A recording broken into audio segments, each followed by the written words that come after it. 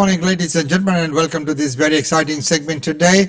Well, it's been a wonderful day yesterday when we had the passage of the Religious Vilification Amendment Act passed through, and a lot of work that was done by the Queensland Coalition Working Group to put together those recommendations, and a great win for the Hindu community, where the distinction between the Nazi hate symbol and the Hindu religious swastika has been identified and enshrined in those amendments. So well done. That's been very good. And today also is Ram Navami. So wishing everyone all the very best for Ram Navami, wherever and whichever way you would be celebrating. The Ram Navami is normally celebrated at midday. So there will be celebrations happening all around Brisbane. But right now there's an Indian delegation visiting Australia to discuss a collaboration on climate change. This has come about after that meeting of our Prime Ministers. What areas of cooperation in the broad area of climate change and renewable energy do you see between Australia and India? Prime Minister Albanese's visit to India a few weeks ago was a real success, especially in the context of the clean energy and climate cooperation. There is opportunity to cooperate on renewable energy supply chains. There's opportunity to cooperate on critical minerals trade, which are embedded in many of the products that we use for the low carbon transition. There's huge opportunity in the area of green hydrogen. Both Australia and India have major ambitions in driving up the green hydrogen economy. And there's also opportunity to cooperate on understanding resource efficiencies, circular economy, getting more done with less effectively. So there are a number of areas where there's billions of dollars of investment opportunity that are now emerging. Dr. Ghosh, India is obviously a much bigger country, bigger population, bigger market than Australia. What can Australia learn from India in these areas? Well, the first thing it has to learn is the impact of scale. India is going to be the first major economy that will build out more clean energy infrastructure than its entire electricity system as it exists today within this decade. It's going to be 500,000 megawatts of clean energy infrastructure by 2030. That kind of scale helps to drive down prices, helps to try out a lot of different business models, large-scale projects, small-scale projects, etc. It also helps to shape the kind of regulatory structure, the way markets are designed, the way auctions are designed. I think these are all areas of cooperation between India and Australia. What India can learn, on the other hand, is how do we do more sustainable extraction of minerals, where Australia has technological leadership. How do we cooperate on, say, building green hydrogen infrastructure jointly rather than just singularly? So I think the most important takeaway for your Australian viewers is India is offering an investment opportunity of over $500 billion in investments in its clean energy infrastructure this decade. India, which is an amazing opportunity, so rightly identified for Australian and Australian businesses. India, as you know, holds the G20 presidency this year. How big an opportunity is that for India in the climate change and renewable energy space? India's G20 presidency has put sustainability right at the heart. It's one of the key pillars of the agenda that is put forward across many of the working groups. So whether it is climate, clean energy, energy security, renewable energy supply chains, critical minerals, these are all issues that are being discussed during India's G20 presidency as well. So how India, Australia and other countries, partner countries, can create the rules that will govern this new, exciting, emerging clean economy of the future is going to be important, because unless our rules are able to cohere, are interoperable, the trade between countries in the region might not move as fast. Therefore, getting the rules sorted, getting the investment opportunity sorted, and getting the technology cooperation going, these are all very much front and center of what India is proposing through its G20 presidency. And very well said. I think, he was very quite eloquent in his speech as well. Good to see that the collaboration between the two nations happening after the Prime Minister visits. Well, right now, yesterday we were talking about how Labor was going to secure a majority in New South Wales, but it seems like they will fall a bit shy of that majority. Well, we did see in a statement that was posted to social media late yesterday afternoon, the independent MP, Gareth Ward, thanked his friends and family for the support during the campaign. He also said that in the end, the people always get it right. It does come after he also mentioned to the ABC that the prospect of the newly elected Premier, Chris Minns, who has said previously on the campaign trail that he may move to suspend Gareth Ward yet again, a second time if he were to come back into Parliament while his matter is being faced in the courts. And that's something that Mr Ward has said would be defying the will of the people of Kiama. It does come after Mr Ward is currently facing sexual assault charges in the courts. He did plead not guilty at Nowra Court on Tuesday, and he strenuously denied the charges that have been made against him. He is due to reappear in court next week at Downing Centre as the matter was rearranged, but it has raised several questions over the matter from not only people but also legal experts who suggest that if a legal order were made against the suspension, a possible suspension, it would be raising some serious questions not only to the courts themselves but also to the nature of democracy. This is Professor Tooney who spoke a little bit earlier. Are sufficiently in tune to know that his continuing presence in the House would cause difficulty for the House to be able to effectively fulfil its functions. Certainly, New South Wales Labor, though, with this announcement of the seat of Kiama, they are certainly sort of slipping in terms of forming a majority government. There are still 4 seats that are in doubt, and 3 of those Labor is behind in the running. The electorate of Ryde, which is the one seat where Labor is ahead in, would only allow for the party to win 46 seats in Parliament, which still isn't enough to form a majority, so they will be possibly governing in minority. So governing in minority looks like a reality for New South Wales. Well, we'll wait and see, and we'll keep an eye on that situation and let you know. Well, right now, the vicious cycle. You increase one thing, then the next needs to be increased, the next needs to be increased, next. Everything just keeps going up and up and up and up. But, are we any better off? Are we really?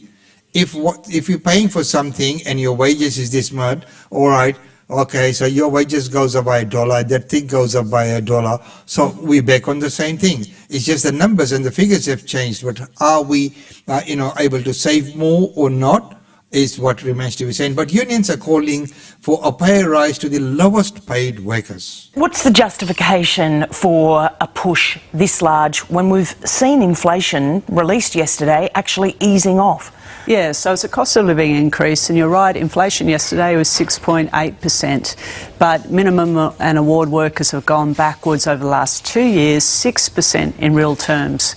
And secondly, the costs of the essentials, so we're talking about groceries, we're talking about housing, so renting, and also energy have gone up way more than 7%. So this is fair and reasonable for people just to tread water, basically, not to have to cut back on even more.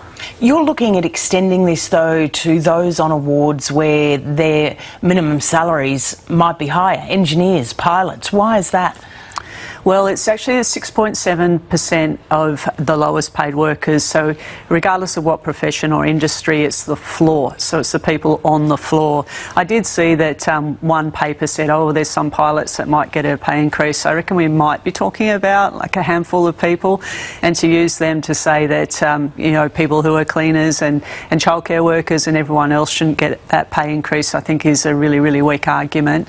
The people that are on this wage, by and large, are very low paid workers, and they absolutely need this pay increase. Yeah, what's the chance of it then doing what people have suggested it would, which is to add to that inflationary pressure? Well, the evidence is there. Last year there was a 5% pay increase, and that had no impact on inflation, none. You can see inflation coming down around the world, and the reason why, regardless of pay increases. So in the US, workers have got much bigger pay increases than they have in Australia, and their inflation, of course, is coming down too. And the reason is because it's got nothing to do with wages. It's got to do with the overseas supply issues which are resolving themselves.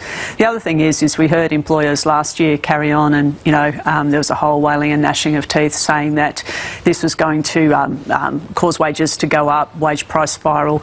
Well, we know that the pay increase last year had less than a third of 1% bump on overall wage increases. So, I mean, the evidence is there, and hopefully we'll see those employers say that they were mistaken and that this pay increase won't have those overall impacts. There seems to be different categories of employers out there. There are big employers who are posting big profits. There are a lot of small businesses, often family-run organisations, that are feeling the same kind of pains that a lot of the workers that you want to protect are feeling. So what do you want to say to them?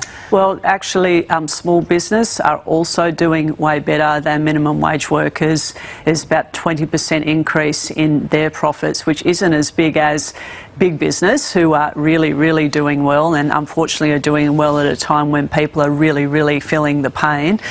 So we also see a record low number of bankruptcies and a record increase in the number of new businesses opening. So actually businesses, whether they be small or large, can cope with this pay increase. It's actually a much, much bigger risk to small business if people who buy from their shops have even less money to spend. If you don't have healthy people, you don't have a healthy economy.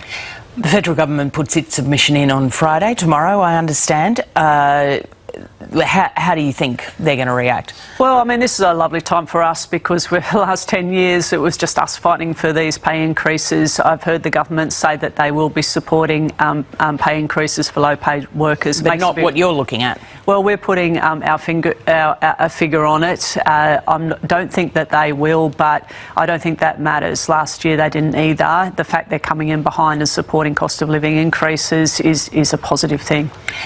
Reports this morning about a shake-up at the RBA. A lot of people have said it's a long time coming.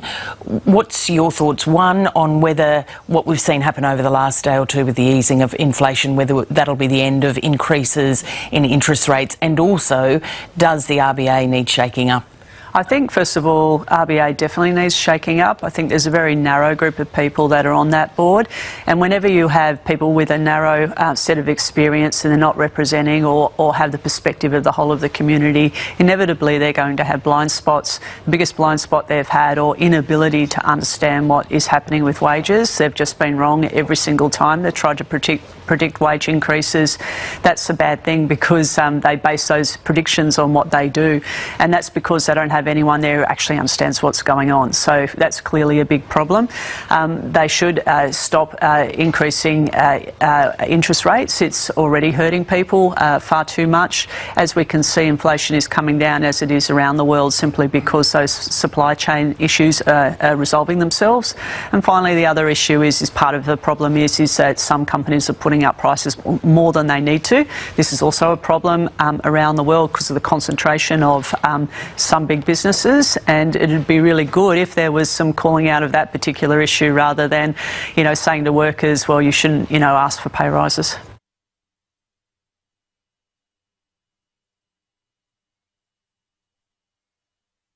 So there you are. That's the prediction, and that's the argument on why it should rise. All right, now, as we have heard before, that we are celebrating Ram Navami. But what is Ram Navami and why is it being celebrated? One of the greatest Sanskrit epics of Hindu mythology.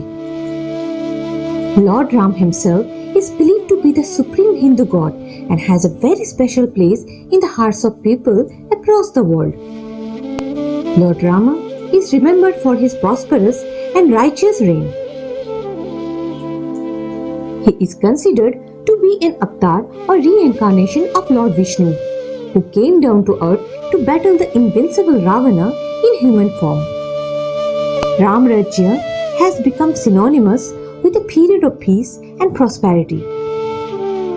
Ayodhya, the birthplace of Lord Rama, is the focus of great celebrations of Ram Navami festival. Ram Navami is dedicated to the memory of Lord Rama, the son of King Dashrath. He is known as Maryada Purushottama and is the emblem of righteousness. The festival commemorates the birth of Lord Rama on the 9th day after the new moon in Shukla Paksh, which falls sometimes in the month of April. Rath Yatras, or the chariot procession of Rama, his wife Sita, brother Lakshmana, and devotee Hanuman are taken out from many temples. On the Ram Navami day, devotees crowd the temples and sing devotional bhajans in praise of Lord Rama and rock images of him in cradles to celebrate his birth. There are recitations of Tulsi Ramayana, the epic which recounts the story of this great king. Ayodhya was the capital founded by the king Rishi Manu. During the reign of King Dashratha, Ayodhya reached a period of great prosperity. But King Dashratha had one problem. His 3 queens were unable to bear an heir to the kingdom of Ayodhya for a long period of time. Therefore, Dashratha decided to perform the Putra Kamishta Yagna as suggested by the great sage Vashishta. The Yagna was a great event in Ayodhya. At the end of the Yagna, sage recited a mantra and made an offering to the fire. Then the gods, Gandharvas, Siddhas and Rishis present around began to pray to Lord Brahma. During that time, Ravana, the king of Lanka, was terrorizing the people, and they were longing for liberation for his menace. Ravana had acquired great power because he had obtained from Lord Brahma the boon that he would never die at the hands of God or Gandharvas or Yakshas. As he was not afraid of man, he did not care to include man in the list of his potential slayers. So Brahmadev declared that Ravana would die at the hands of a man. Then the gods went to Lord Vishnu for help and requested him that since Dashratha was a glorious king, that he take birth in the form of his 3 queens in 4 different incarnations of his divinity. When Dashratha's Yagna came to an end, a shining figure appeared over the Yagna Kund and offered the king a divine beverage called Payasam, which was to be given to his 3 queens, Kaushalya, Sumitra and Kaikeyi. In due time, Kaushalya gave birth to Lord Rama, Kaikeyi to Bharat and Sumitra to Lakshman and Shatrugna. So viewers, we hope you enjoyed this video. If you like our work, please hit the like button, subscribe to our channel and don't forget to click the bell icon. With this, on behalf of Indian Mythological Tales, we wish you a very happy Ram Navami. And a very happy Ram Navami from all of us here at Australian Indian Radio as well. Well, ladies and gentlemen, right now it's time to look at some of the functions and events taking place.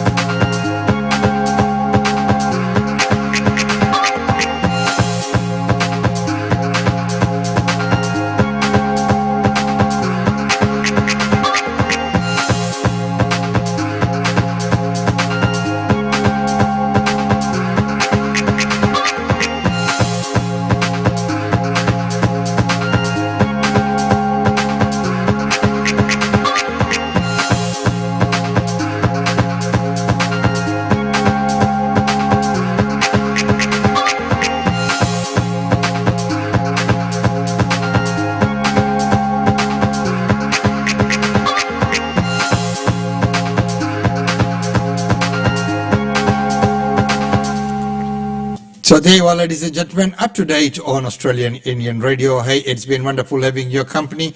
As I said, a very, very big week. So much happening out there. Yesterday on Durga Ashtami, we had the announcement of the Religious Vilification Amendment passing through the Parliament, and it was an honor to be in the gallery.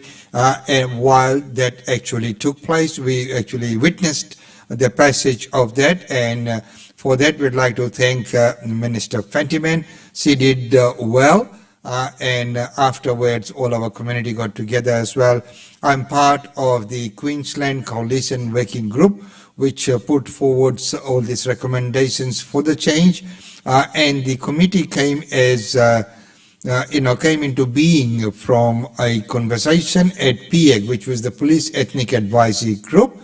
So that's where it originally originated, when we had the Anti-Discrimination Minister Scott McDougall and Peter Forday, who later on resigned as the chair, and Christine Castley and of course Rita took the chairmanship, and we're all part of that committee.